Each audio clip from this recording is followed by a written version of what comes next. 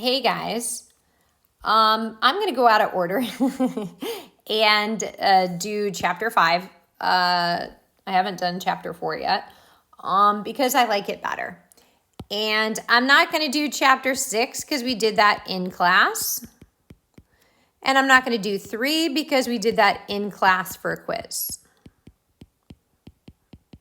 Okay, so you have to complete those sections in your own. You have to make up the quiz if you missed it. Okay. Chapter 5, we're going to do number 6 through number 37. So let's go to number 6. It says, Herman applied for 3 jobs. He believes the probability that he gets a job is 20%. So the probability of a job is 20% for each of the 3 jobs. So he's basically saying it's the same each time. And that, whether or not he gets a job offer for one, is completely independent. So what this means is I can multiply them and one is not affected by the other. All right, now it says,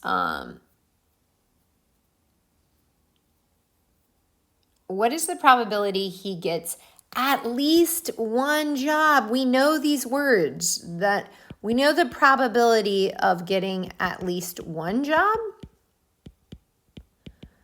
is equal to 1 minus the probability of got none of the jobs, none of the 3 jobs. Why is this easier to calculate? Well, because there's multiple ways to get at least one job offer. If I think of this as jobs, he can get no jobs, he can get 1 of the 3, he can get 2 of the 3, or the low chance he could be offered all 3 jobs. The probability of each one, this would be the probability of jobs. So if he got no job, that would be, so the probability of no job is 80% of the time he gets rejected. So that'd be no job times no job times no job. So that'd be 0.8 to the power of 3. What would be, he got offered all 3 jobs. That's job, job, and job. That's 0.2 to the power of 3. That's, right? That's job, job, and job. This one's no job, no job, no job, 3 rejections. This is a combination of those.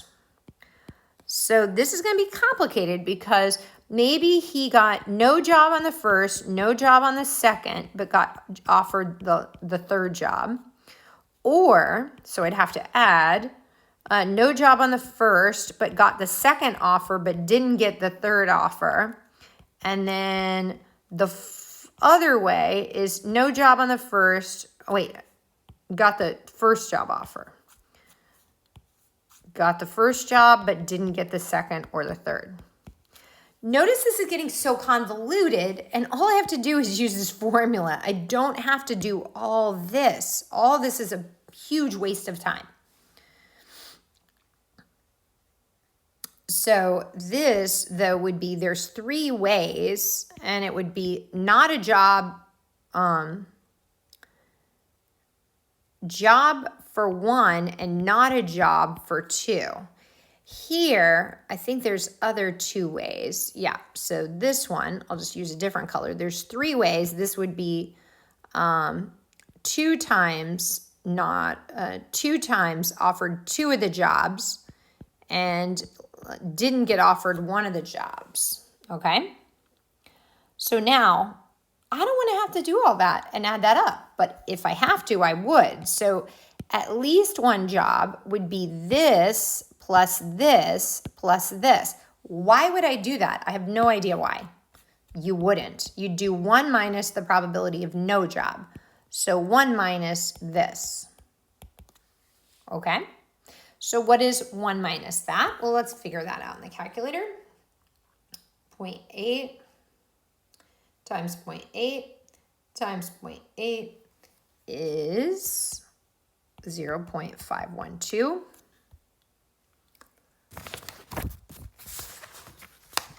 Just make sure my calculations are correct.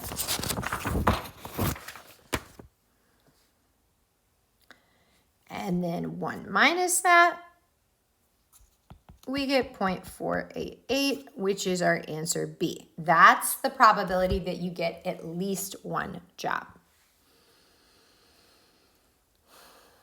Which, if you're a glutton for punishment, you could add up all these 3 calculations. That's at least one job. All right, we keep cooking. Chapter 5. Keep it coming. We can't wait.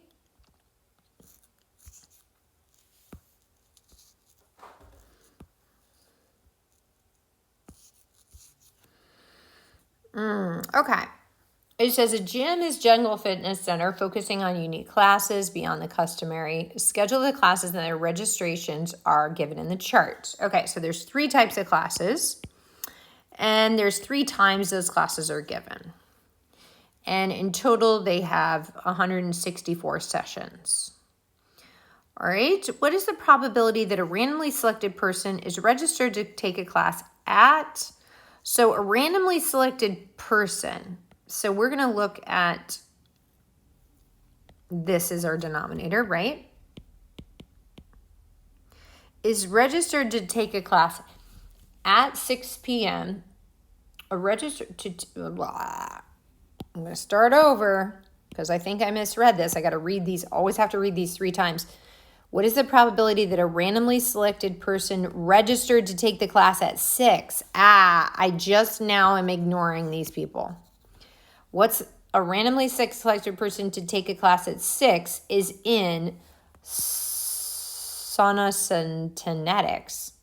I don't know what that is. I'm going to make a fraction 17 out of 72, and I'm going to double check my math and see what fraction we get. I get the fraction 0.236, which matches C. Okay. Question number 5. There's something wacky with this question. Okay, so I think I told both of my classes our answer is this, but I actually disagree with this answer. So just my answer key says I'm going to take 5 times 7 times 4 times 3 and get 420. So let's dig into this a little bit. It says a meat and sandwich shop offers 5 different kinds of bread, 4 different kinds of meat, 7 different sauces, and each sandwich contains 1 bread, 1 sauce, and 2 different meats. So this would be meat 1, and then this one would be meat 2. Because once you pick one of the meats, there's only 3 meats left. Does that make sense? This would be the number of combinations. It's so many, so many. Now, there's a couple reasons why I don't like this question, but this is our answer. I think they could do better at describing